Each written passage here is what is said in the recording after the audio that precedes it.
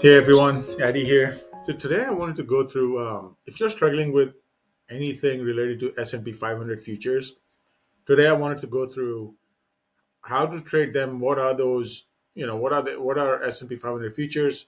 How do they work, and how to trade them? Simple, plain, very dynamic, not dynamic, static delta that we collect from trading futures. These are not options, but the idea and goal is to start from here on the future side and then move into the option space. So this is the first video of the series of like five, I think. I think it will take me five videos to get to the options level.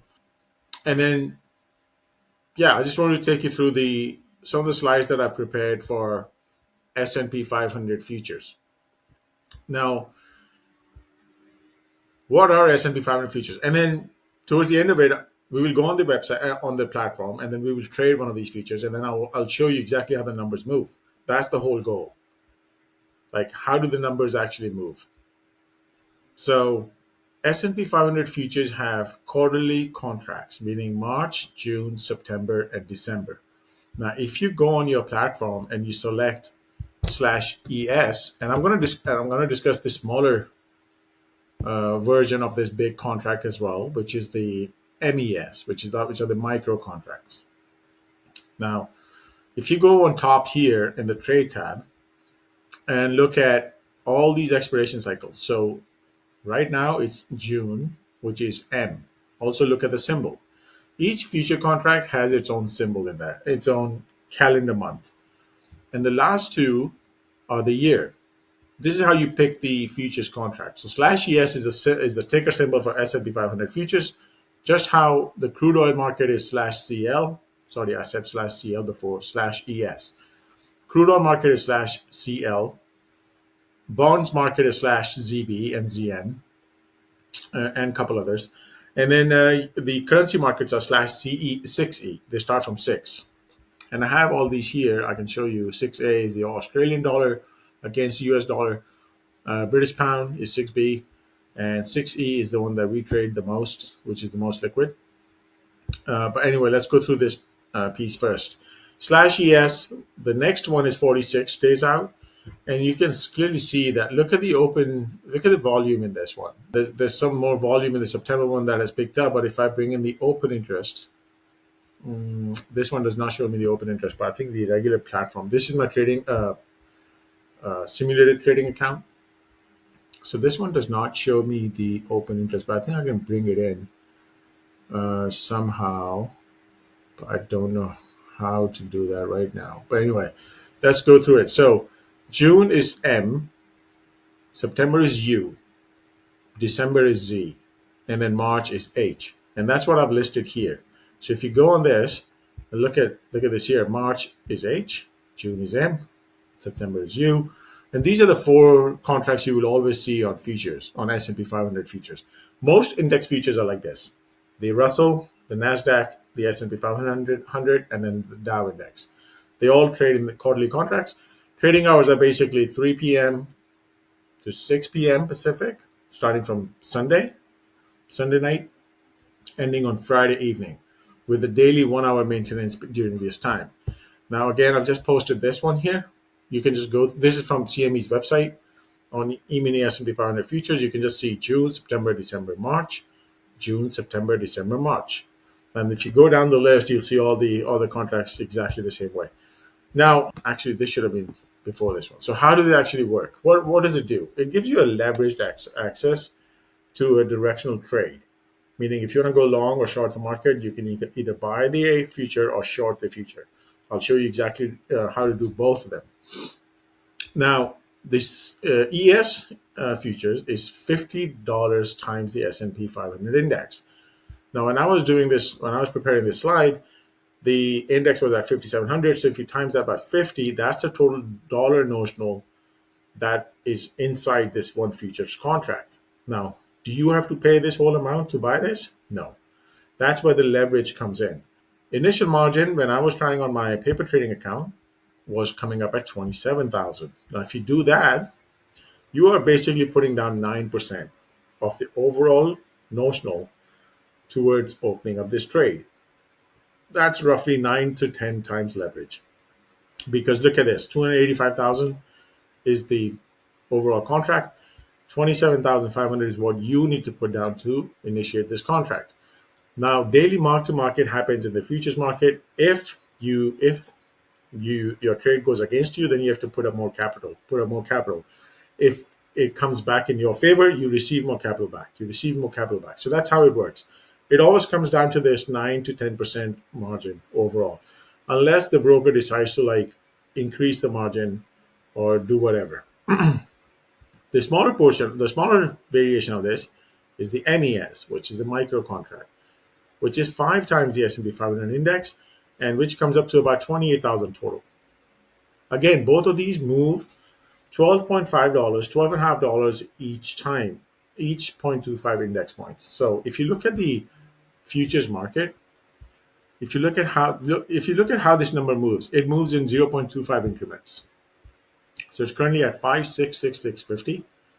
The next move will either be a 0.25 up or whatever. Like, it can move like this too, like zero point 0.5. Now it moves zero point 0.5. The minimum that it will move is 0.25. Okay. And that minimum move is equal to $12.5, $12.5. Okay.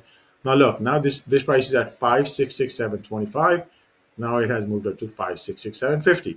So it basically goes from 0.25 to 50 to 0.75 to then the whole number. That's how the ES market moves. Now, how do you buy this product? Now, if you understand this is the gist of it. You don't need to know anything more than this to trade these futures. How does it work? If you buy 2 contracts, this is the bigger contract. You open one contract, you buy one contract at 57.60. Now look at this. The price is like nicely at 57.67 just by design. Let's go and buy this contract. Okay. This is how you buy it. You hit the ask side. You don't go on these option chains. You can just disable them like this. You don't need to have them open. This is the futures part on top here where my mouse is moving. When you go hit confirm and send, look at this number, 27,941 is what your buying power will be affected by. Meaning you have to put down this much money to initiate one contract that controls 285,000 right now. Okay. And then these commissions are not entirely accurate because in your actual trading account, I think it's slightly more than this. I think it's $3.40 each way, and you have to check with your broker this because every account has its own tier system. So let's send this trade in. We are buying one contract at 5,667.75. Look, this is where the price is right now, and that's what you have entered as an unlock, right? 5,669 keeps moving around. Let's go and buy this. Let's see how this thing moves. Confirm and send. There you go. It's filled. Because it's a paper trading account, it always fills right away. Okay, look. So we bought it at trade price was 5,669.25. Now it's trading at 5,669.25, so there's no P&L. But then look at this. It went up by $25 because this thing moved up 50 cents, 0.5 points, index points. Each index point is $12.5, right? So currently this thing has moved nothing right now. It doesn't show me that it's moved anything. Look at this mark price for the movement. Movement is the mark is right now. So 5,669.25, and let's say if it goes up to 5,670, right? That's 0.75 points times 50. I should see a P&L of 37.50 here if it goes up by that much. It just went up this much. There you go. Just 0.25 short of where our target was. So that's how simple this S&P 500 futures is. Look at your buying power effect. This is how much money we put down. And go and look at the chart. It's exactly like a stock position because it's very, very static delta. These are not dynamic delta or dynamic Greeks because there's nothing dynamic about it. It's just static delta. It goes up when the market goes up. It comes down when the market comes down, right? Probability of profit is again less than 50 or 50%, depending on where you buy. Look, 51% here, 49% here, 48 point something here. Meaning there's a 50% chance that it goes up in this direction, 50% chance that it goes down in this direction. So that's how you look at the S&P 500 futures market. The next trade is slash MES. Now let's take a look at that. Slightly lower volumes, but still very liquid. So for smaller traders, smaller retail accounts, this is still a good vehicle, very good vehicle. Same thing. All this does is like reduce the bigger contract by the tenth the size. So if you look at this number, the MES contract is basically 5 times the index.